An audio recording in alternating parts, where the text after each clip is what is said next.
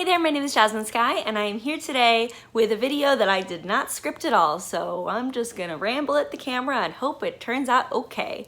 So today I'm going to be talking about my querying journey thus far. So hopefully if I get an agent and later maybe get a book deal and I'm able to make videos about that process on this channel, you will know sort of where I came from that got me to those milestones. Some of what I'm going to talk about in this video I've also talked a little bit about in my tips to persevere while querying video. So I'm going to go ahead and link that video down below if you want to watch that, but I'm going to go into more detail with this video and also talk about, some things that I didn't say in that video. So I finished my first full-length novel in the fall of 2011 for NaNoWriMo. I actually finished it in December. I wrote 50K. I did win NaNoWriMo in 2011, and then I continued to write another 50K in December, and I finished it on Christmas Day. No, I finished it like 2 days after Christmas, I want to say, in 2011.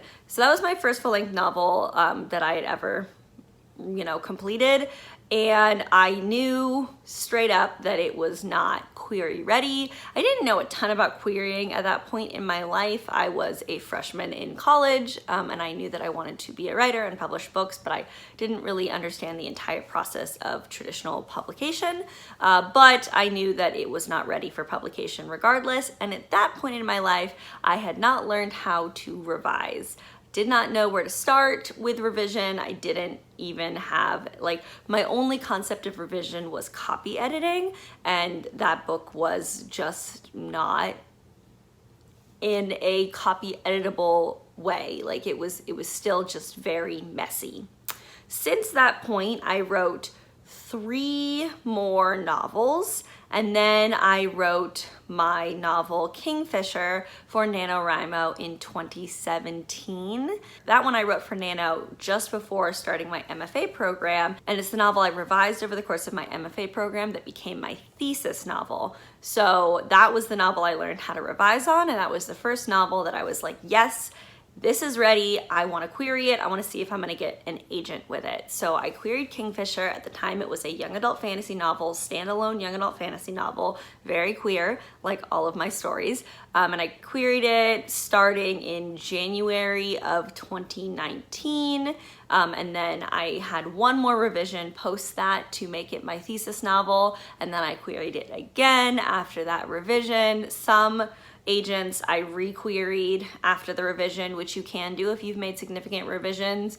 I also talked in my tips on persevering while querying video that I queried way too many agents with that book, agents that were not a good fit. So when I did the re-query, I didn't re-query the agents that were definitely a poor fit for me. And then I decided to shelve that novel in January of this year.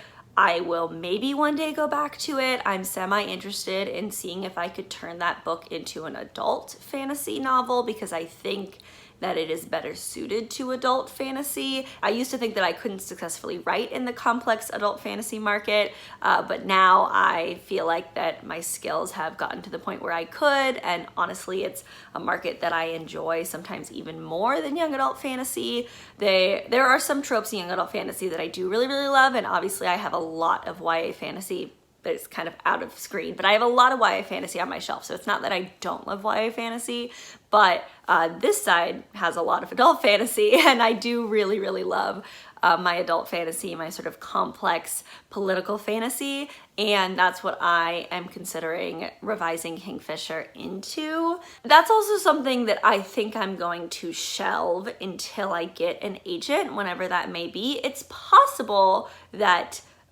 if I don't get an agent for a while and I do end up wanting to go back to Kingfisher before I get an agent, that I might do that revision into an adult novel first and then maybe try to query it again as an adult novel.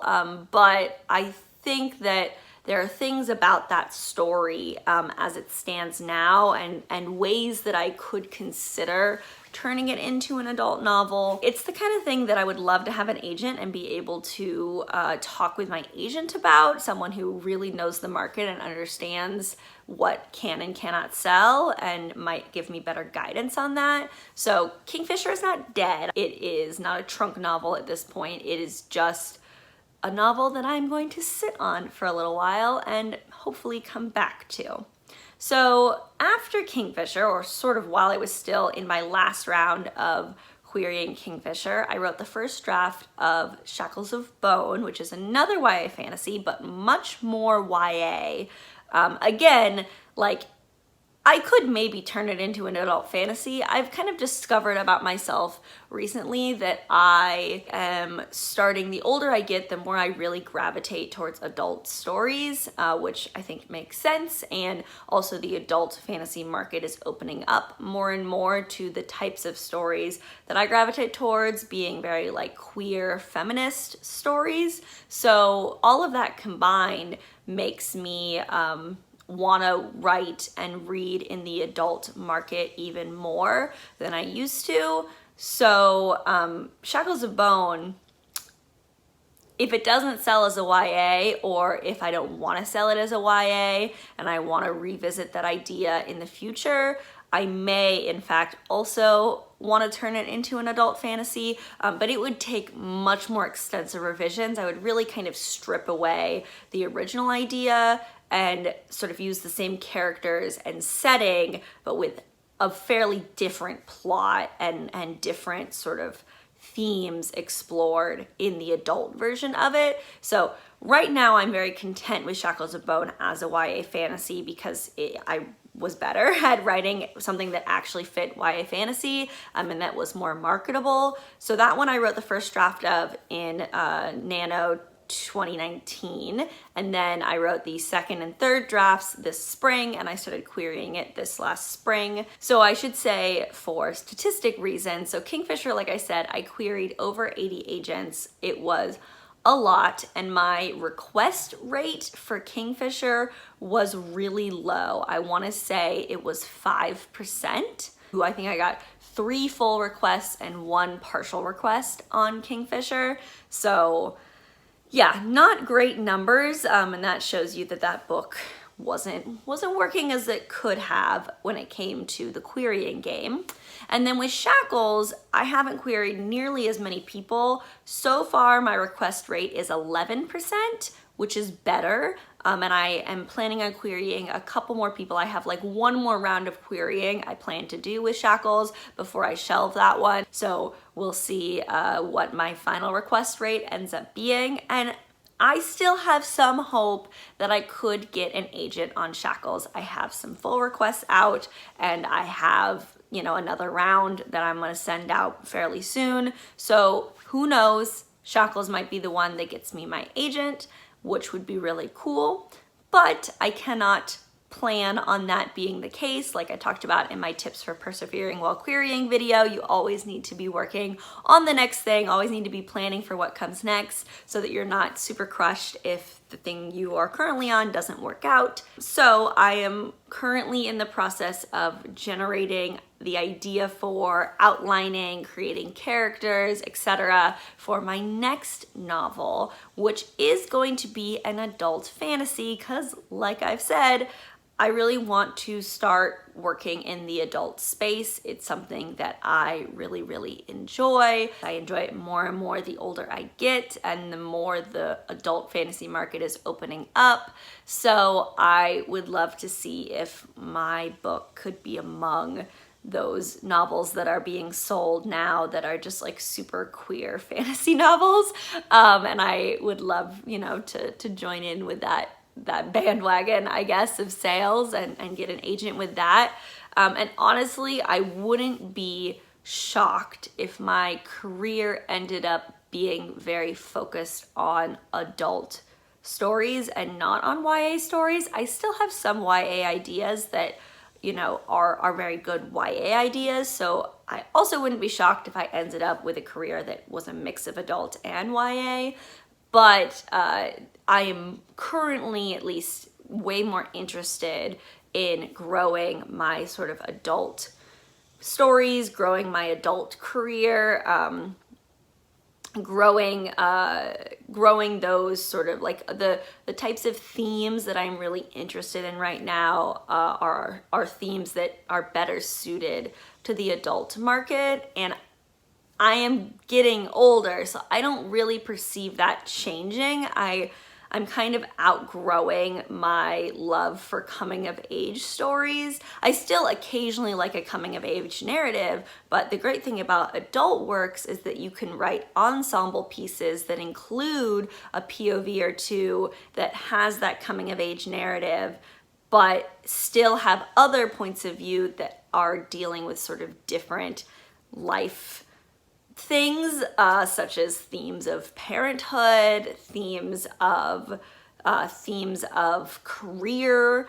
Like, I love fantasy careers and dealing with fantasy careers. I also love royalty stories and dealing with the actual minutia of running a court or doing some sort of fantasy politics. Like, those are the things that I'm really, really interested in. And while I love YA is very constrained by any sort of external plot should be wrapped around these themes of coming of age. So whether you're coming of age as like in a political fantasy as a royal member, like that, you can do that in YA and that's great. Or maybe you're coming of age with themes of parenthood, because there's certainly some really good parenthood stories in YA, but you know, again, the teenage parent thing is a very different vibe, right? And it's a very different story. So yes, adult stories are where my heart is headed, is what I have come to realize. And yeah, that's what I need to work on, because if that's honestly where I want to be focusing my career, then I should start working towards focusing my career on that. So I think I'm going to once again harness the power of NaNoWriMo and write my first draft for Nano again,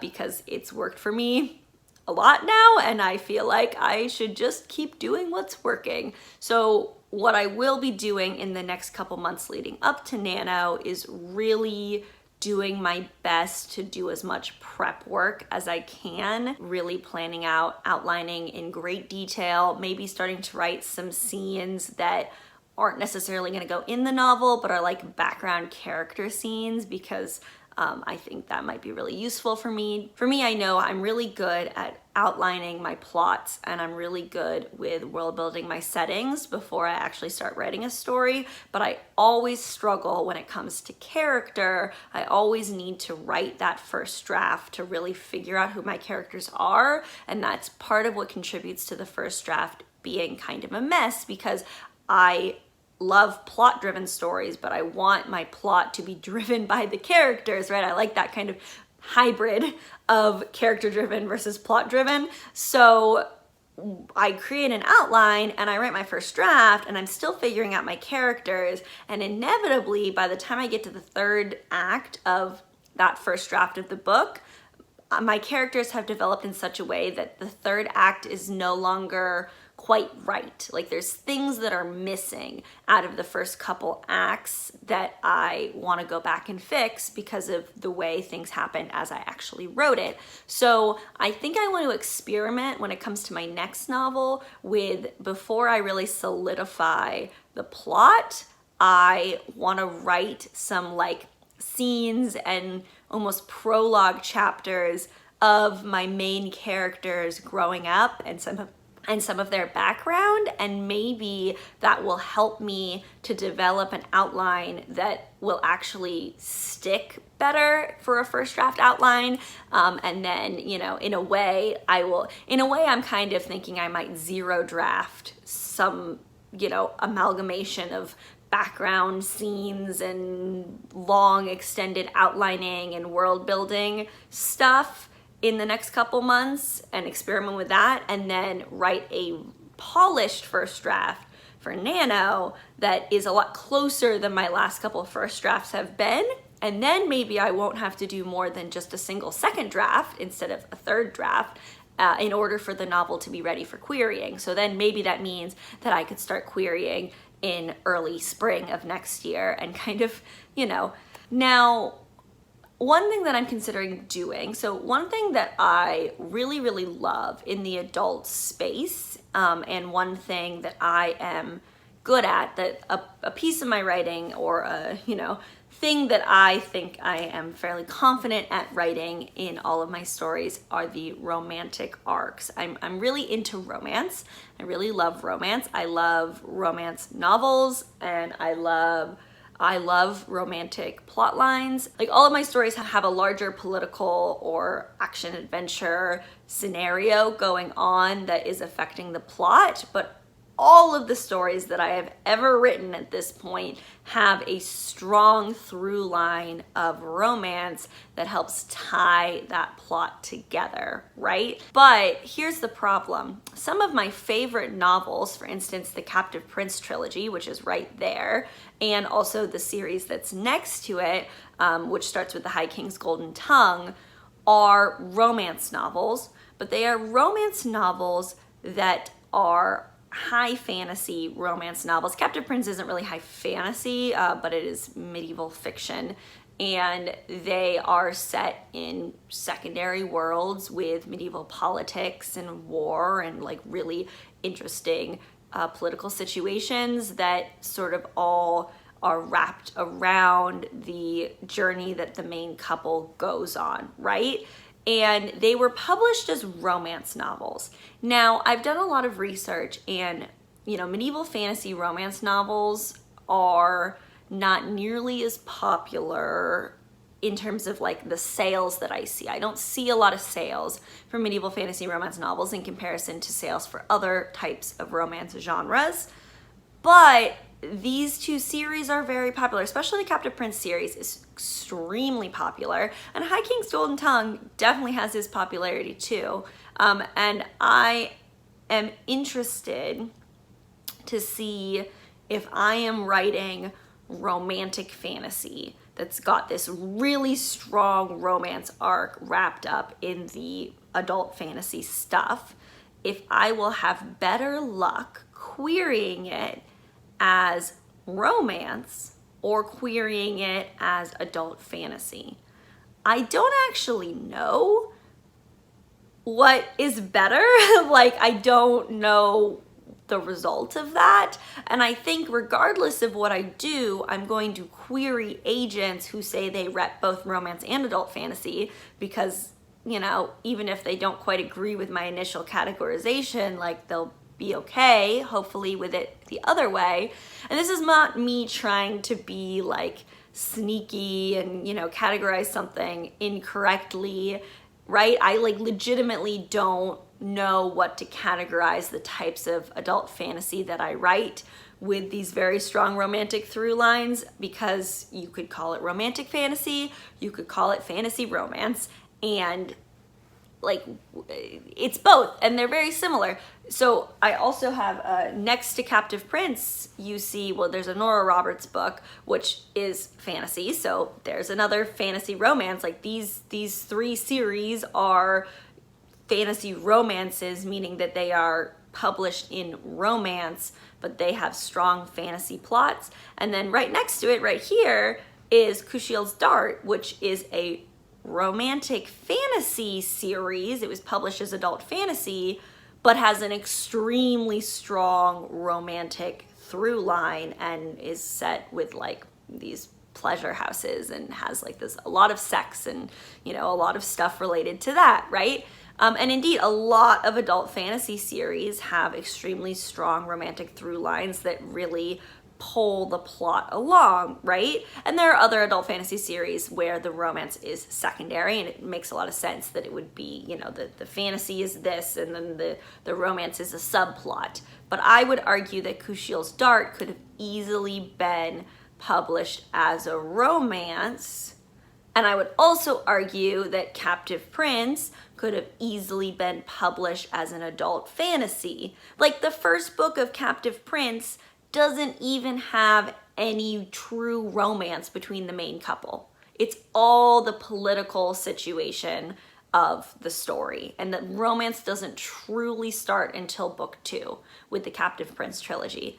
So, right?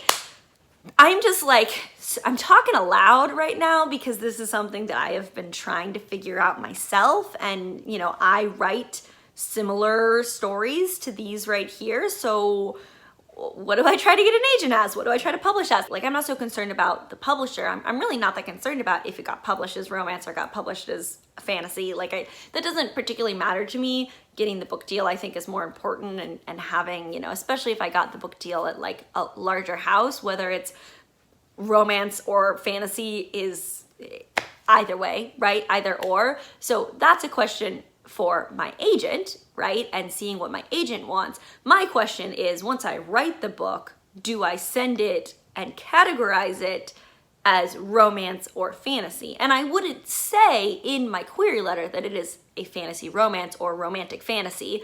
But again, do I call it a fantasy romance or romantic fantasy? This is like the thing that I am grappling with. So yeah, that's the next step, basically. Next step is to be zero drafting of sorts, you know, character drafting and world building and outlining for this novel that's gonna be a fantasy romance slash romantic fantasy. And then in November, I will write the first draft, which will hopefully be a very clean first draft because of all the prep work I'm gonna be doing in the next couple months. And then I will write the second draft.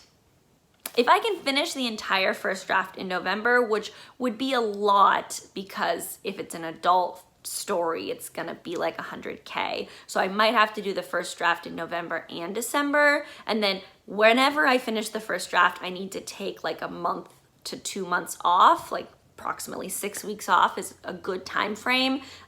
So, you know, I'll work on other stuff in January, February, like I did with Shackles of Bone, where I, you know, wrote it and through December and then took January, February off. I started doing draft 2 in February actually for Shackles, but regardless, take a little time off and then in, you know, March, write draft 2 and be ready to start querying it. And in that time, as I am waiting to, you know, get that novel ready for querying, it is possible, as I've already mentioned, that I might actually get an agent with Shackles. But if I don't, I have the next thing in the works. I have a plan. So yeah, hopefully I can get an agent soonish. You know, I would love to get an agent this year with Shackles. Like, if I'm gonna get an agent with Shackles, it would probably be this year in the fall sometime. But if that doesn't work out, then maybe I'll get lucky and get an agent for this next project in 2021. Who knows? 2020 has been a weird year anyway, so now you know where I've been, where I am, where I'm going. I am the kind of person that loves making plans, but my plans inevitably change as more stuff happens. Obviously, if I get an agent for Shackles, I'm gonna have to put aside my plans for drafting the next book until I figure out what's going on with Shackles, or maybe I'll get an R&R with Shackles and that will also take up time, who knows? Or maybe I will be zero drafting, planning out this novel that I think I'm gonna write, and it's just gonna flop on me and I'll have to think of a different story. We'll see what happens. The main thing is to just keep trying to be as productive as we can be in this crazy, crazy world, in this, you know, very uncertain time. So yes, please continue to stay safe, be kind to each other. As always, I have links down in the description below for things you can do to help. I've added some different links this time. You can go to all of my past videos to find links to support Black trans women, and I think I'll still include at least one link of that below, but I've kind of broadened my links for some other very important topics and people that I think you should support. So please take the time to check out my links down below. Thank you so much for watching. Please go ahead and like and subscribe if you enjoyed this video and want to see more about my querying journey and other things related to my writing. And as always, I look forward to talking with you in the comments.